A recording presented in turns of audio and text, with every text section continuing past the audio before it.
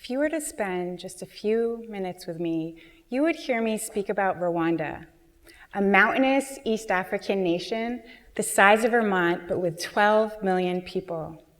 You might have heard about the genocide of '94. This was when 10% of the nation's population died in 100 days.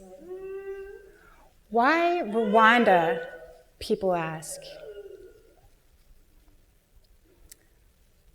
I'm fascinated by the human spirit. Before studying resiliency, I used to wonder how two people could have the same experience, but with entirely different results. I used to get depressed about the world. I still do some days.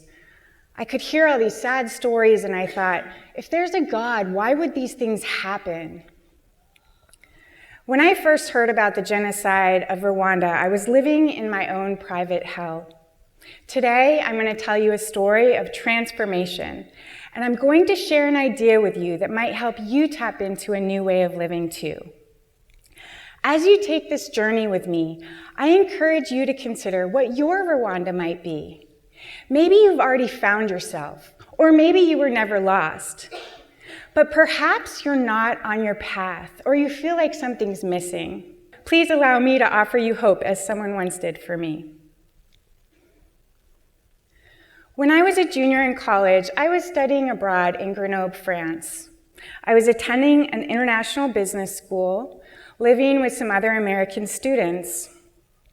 One night, we all went out to dinner, and I decided to walk home by myself.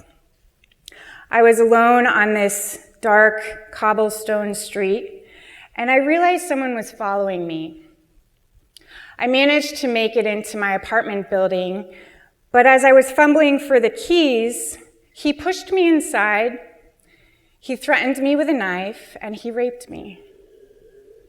I thought I was going to die that night. I believe a piece of my spirit temporarily left my body, and I've been working all this time to recover it. The reason I share this story with you is because I know I'm not alone. I know that many of you have experienced trauma too. Maybe you moved through it resourcefully. Maybe it didn't hold you back in the same way it did for me. Now I know that I went into a state of post-traumatic freeze, and for the next couple of days, I didn't leave my room. We were waiting for the police reports to come back, and my friends finally managed to get me out to a cafe for some food and a bottle of wine. I remember after a couple glasses of wine laughing and thinking, this is so weird. How could I be laughing after what just happened? But it planted a seed that maybe alcohol could help me get through this. According to the Adverse Childhood Experience Study, there are 10 circumstances in life that can be measured to predict a young person's experience in adulthood. Many of us have experienced many of these things. I know people who have experienced all 10, and they're okay today. The thing is, the research shows that when we experience 4 or more of these events, we're 5 times more likely to become an alcoholic, 6 times more likely to become an injection drug user, and 46 times more likely to become obese. I had a drinking problem before France, and I also had a history of complex trauma. The thing is, I was managing to hold it together.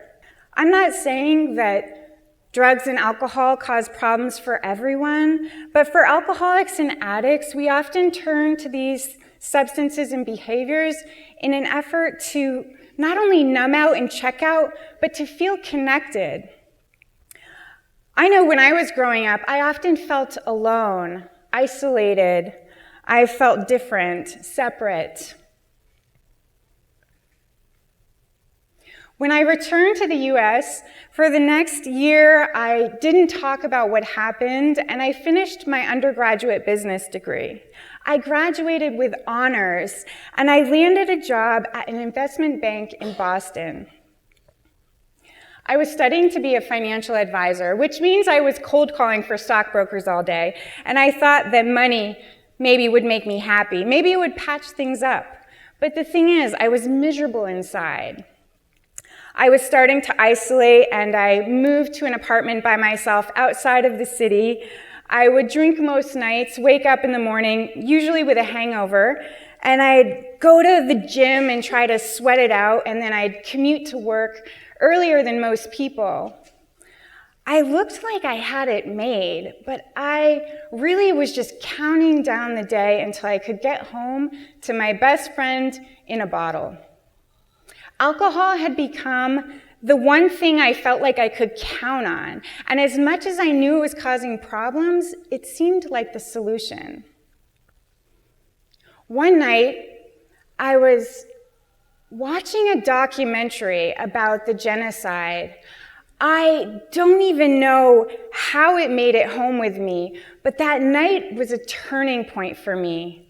In this movie, there was a group of women who shared their story about not only survival, but how they overcame so much trauma. And they had stories that I couldn't imagine these experiences. I felt their pain, and for the first time, I was able to tap into my own since France. The women in this movie offered me hope that night. They gave me a sense that maybe there was a community out there. I knew one day I had to go to Rwanda to learn from these women what the spirit of resilience was. There's a phrase, there's a belief in Rwanda, to be alone is to die, and that is certainly becoming true in our country too. According to the National Institute of Mental Health, the leading cause of death in this country for ages 10 to 25 is suicide. That's the second leading cause of death for ages 25 to 38. The number one killer for them is opioid addiction. Alcohol-related deaths exceeds that for all age groups in this country. I am amazed that in a country like Rwanda, where the prevalence of trauma is so high, suicide is almost non-existent. In our culture, we are encouraged to be independent, to think for ourselves, to compete with our neighbors, and to achieve more, even at the detriment of our physical and mental health and personal relationships. Today, we can do just about anything in this country without even leaving our homes. But is this helpful or harmful? I saw a study done in December by the Journal of Clinical and Social Psychology that reports people who spend 30 minutes or more per day on social media have a heightened sense of anxiety, depression, and loneliness than those who don't. I get it. I know why we're all turning to online sources for a sense of connection and to build relationships, but it's not the same thing. So, what's the solution? When we come together and share our authentic stories like today, we create a common thread. Even here today, all 500 of us have something in common. For 4 hours, we've created this community. And in this space, we have a sense of safety. And with this comes an individual and collective resiliency. From there, we get to discover our true selves and unlock our passion and pursue the life of our dreams. One of my favorite phrases in Kinyarwandan I'm about to teach you is nachiwazo. This means not a problem. And you hear this all the time in Rwanda. So if any of you decide to come with me in January or subsequent years, now you know some Kinyarwandan. This doesn't mean there aren't any problems. It means when we come together, we can always find a solution. Nachiwazo. I had a feeling when I started on my personal healing journey in my 20s that I would have the opportunity to go to Rwanda, and I was right. Have you ever arrived in a place and just immediately felt at home, almost like you'd been there before? I bet some of you are here in this town for exactly that reason. That's how I felt when I arrived in Rwanda. It was also the night of President Obama's inauguration speech, January 20th, 2009. I'll never forget, the doors of the plane opened onto this dirt runway, and I stepped out onto the ground, and it was like a big hug.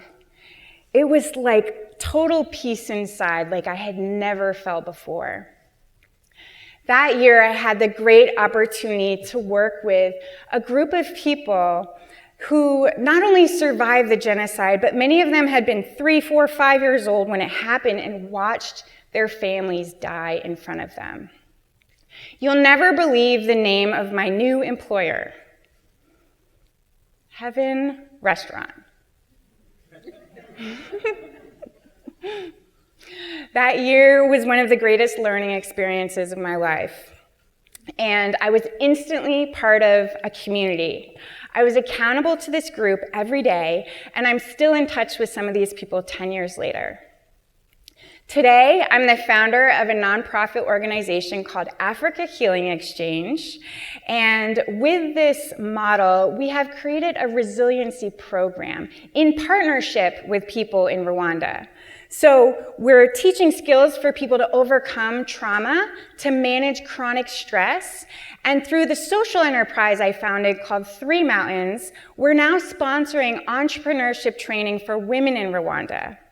We're serving as a bridge between producers and artisans and consumers so that we can tell stories through products like my Silverback non-alcoholic carbonated tea and Tima tea. Tima means heart in the native language of Rwanda. So now you have 2 words.